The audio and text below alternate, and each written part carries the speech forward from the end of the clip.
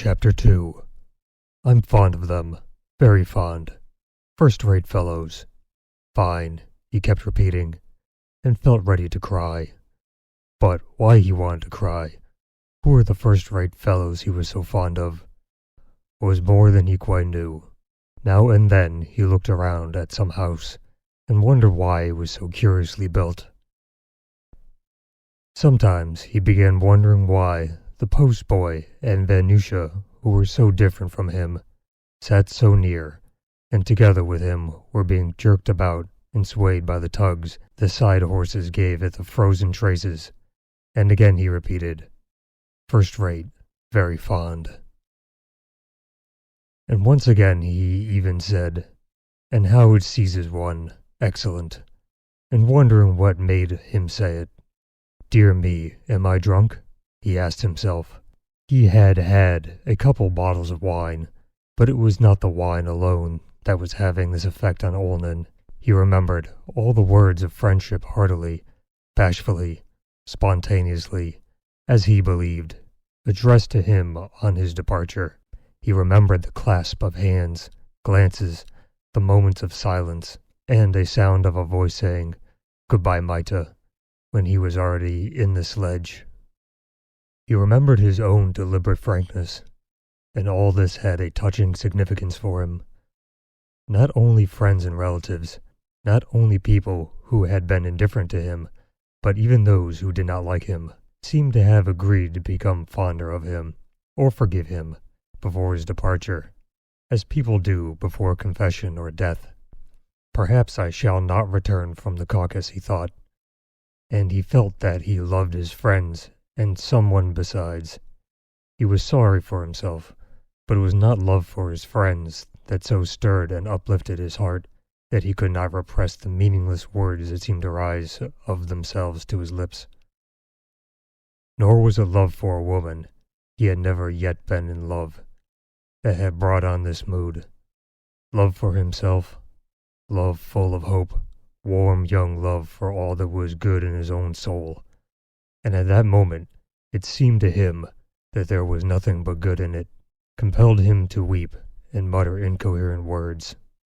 Olnin was a youth who had never completed his university course, never served anywhere, having only a nominal post in some government office or other, who had squandered half his fortune and had reached the age of 24 without having done anything or even chosen a career. He was what in Moscow society is termed un jeune homme. At the age of 18, he was free, as only rich young Russians in the 40s who had lost their parents at an early age could be. Neither physical nor moral fetters of any kind existed for him. He could do as he liked, lacking nothing and bound by nothing. Neither relatives, nor fatherland, nor religion, nor wants existed for him. He believed in nothing, and admitted nothing. But although he believed in nothing, he was not morose nor blasé young man, nor self-opinionated, but on the contrary, continually let himself be carried away. He had come to the conclusion that there is no such thing as love, yet his heart always overflowed in the presence of any young and attractive woman. He had long been aware that honors and position were nonsense, yet involuntarily he felt pleased when at a ball Prince Sergius came up and spoke to him affably, but he yielded to his impulse only in so far that they did not limit his freedom. As soon as he had yielded to any influence and become conscious of its leading on to labor and struggle, he instinctively hastened to free himself from the feeling or activity into which he was beginning drawn and regain his freedom.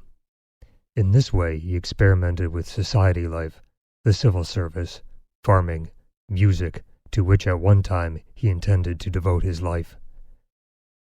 And even with the love of woman, in which he did not believe, he meditated on the use to which he should devote that power of youth, which is granted to a man only once in his lifetime. That force which gives a man the power of making himself, or even as it seems to him, of making the universe into anything he wishes, should it be to art, to science, to love of woman, or to practical activities. It is true that some people are devoid of this impulse, and on entering life at once place their necks under the first yoke that offers itself and honestly labor under it for the rest of their lives. But Olin was too strongly conscious of the presence of that all-powerful god of youth, of that capacity to be entirely transformed into an aspiration or idea, the capacity to which, and to throw oneself headlong into a bottomless abyss, without knowing why or wherefore. He bore this consciousness within himself, was proud of it, and without knowing it, was happy in that consciousness. Up to that time, he had only loved himself, and could not help loving himself, for he expected nothing but good things of himself, and had not yet had time to be disillusioned. On leaving Moscow, he was in that happy state of mind in which a young man, conscious of past mistakes, suddenly says to himself, "That was not the real thing." All that had gone before was accidental and unimportant.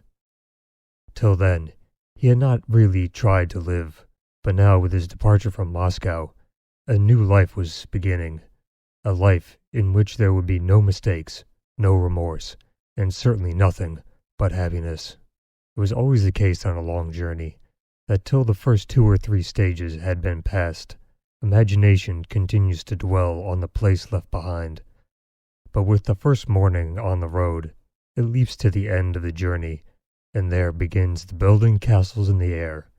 So it happened to Olin. After leaving the town behind, he gazed at the snowy fields, and felt glad to be alone in their midst. Wrapping himself in his fur coat, he lay at the bottom of the sledge, became tranquil, and fell into a doze.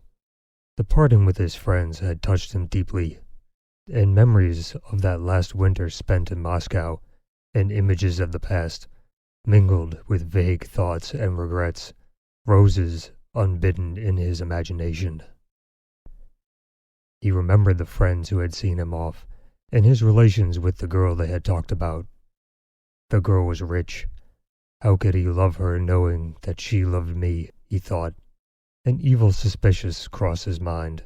There is much dishonesty in men when one comes to reflect, but he was confronted by the question, but really, how is it that I have never been in love? Everyone tells me that I never have. Can it be that I am a moral monstrosity? He began to recall all his infatuations. He recalled his entry into society, and his friend's sister with whom he had spent several evenings at a table with a lamp on it, which lit up her slender fingers busy with needlework, and the lower part of her pretty, delicate face. He recalled their conversations that dragged on like the game in which one passes on a stick which one keeps alight as long as possible, and the general awkwardness and restraint and his continual feeling of rebellion at all that conventionality. Some voice had always whispered, "That's not it. That's not it." So it had proved. Then he remembered a ball, and the mazurka he danced with the beautiful D. How much in love I was that night, and how happy, and how hurt and vexed I was the next morning when I woke and felt myself still free. Why does love not come and bind me hand and foot, he thought. No, there's no such thing as love. That neighbor, who used to tell me, as she told Dobrin and the marshal, that she loved the stars, and was not it either. And now his farming and work in the country recurred to his mind, and those recollections, also, there was nothing to dwell on with pleasure. Will they talk long on my departure? Came into his head, but who they were he did not quite know. Next came a thought that made him wince and mutter incoherently.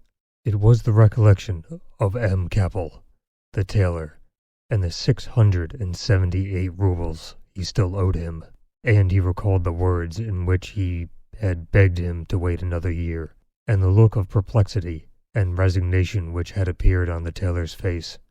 "Oh my God! Oh my God," he repeated, wincing and trying to drive away the intolerable thought. All the same, and in spite of everything she loved me, thought he of the girl they had talked about at the farewell supper. Yes, I had married her. I should not now be owing anything. and as it is, I am in debt to Vasilev. Then he remembered the last night he had played with Vasilev at the club, just after leaving her. And he recalled his humiliating request for another game, and the other's cold refusal. A year's economizing, and they will all be paid, and the devil will take them. But despite this assurance, he again began calculating his outstanding debts, their dates, and when he could hope to pay them off. I owe something to Morel, as well as to Chevalier, he thought, recalling the night when he had run up so large a debt. It was at a carousel, at the gypsies arranged by some fellow from Petersburg. Shashka B., an aide-de-camp to the Tsar Prince D., and that pompous old asshole. How is it those gentlemen are so self-satisfied, he thought, and by what right do they form a clique to which they can think others must be highly flattered to be admitted? Can it be because they are on the Emperor's staff? Why, it's awful what fools and scoundrels they consider other people to be. But I show them that I, at any rate, on the contrary, do not want their intimacy. All the same, I fancy Andrew, the steward, would be amazed to know that I am on familiar terms with a man like Shashka B., a colonel, an aide-de-camp to the Tsar. Yes, and no one drank more than I did that evening, and I taught the gypsies a new song, and everyone listened to it. Though I have done many foolish things, all the same, I am a very good fellow, he thought. Morning found him at the third post stage. He drank tea, and himself helped Venusia to move his bundles and trunks and sat down among them. Sensible, erect, and precise, knowing where all his belongings were, and how much money he had, where it was, where he had put the passport, and post-horse requisition, and toll-gate papers, and it all seemed to him so well arranged that he grew quite cheerful, and the long journey before him seemed an extended pleasure trip. All that morning and noon, he was deep in calculations of how many versts he had traveled, how many remained to the next stage, and how many to the next town, to the next place where he would dine, to the place where he would drink tea, and to Stavropol, and what fraction of the whole journey was already accomplished. He also calculated how much money he had with him, how much would be left over, how much would pay off all his debts, and what proportion of his income he would spend each month. Towards the evening, after tea, he calculated that to Stavropol there still remained 7/11ths of the whole journey, that his debts would require 7 months of economy and 1/8 of his whole fortune. And then, tranquilized, he wrapped himself up, lay down in the sledge, and again dozed off. His imagination was now turned to the future, to the Caucasus, and all his dreams of the future were mingled with pictures of Almat Beks, Circassian women, mountains, precipices, terrible torrents and perils. All these things were vague and dim, but the love of fame and the danger of death furnished the interest of that future. Now, with unprecedented courage and a strength that amazed everyone, he slew and subdued an innumerable host of hillsmen. Now, he was himself a hillsman, and with them was maintaining their independence against the Russians. As soon as he pictured anything definite, familiar Moscow figures always appeared on the scene. Shashka B. fights with the Russians or the hillsmen against him.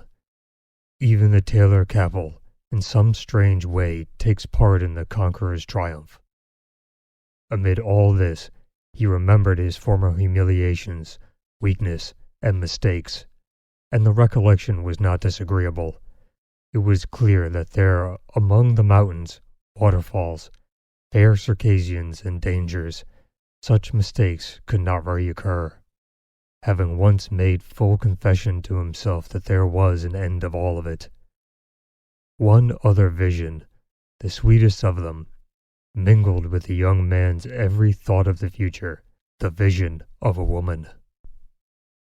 And there, among the mountains, she appeared to his imagination as a Circassian slave, a fine figure with long plaid of hair and deep submissive eyes.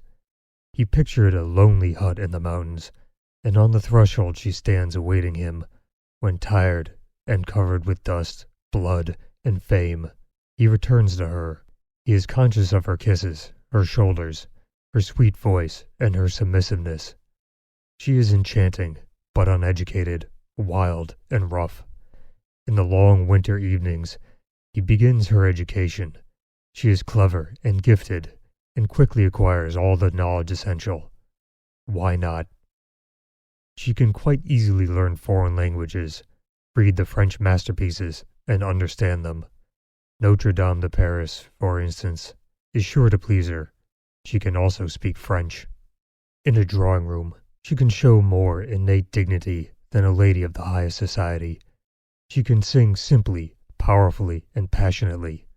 Oh, what nonsense, he said to himself. But here they reached a post station, and he had to change into another sledge and give some tips. But his fancy again began searching for the nonsense he had relinquished, and again fair Caucasian's glory, and his return to Russia with an appointment as aide-de-camp, and a lovely wife rose before his imagination. But there is no such thing as love, he said to himself. Fame is all rubbish. But the 678 rubles, and the conquered land that would bring me more wealth than I need in a lifetime.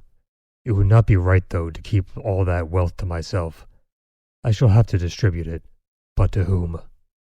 Well, 678 rubles to Capel, and then we'll see. Quite vague visions now clouded his mind, and only Venusia's voice and the interrupted motion of the sledge breaks his healthy, youthful slumber. Scarcely conscious, he changes into another sledge at the end of the stage and continues his journey.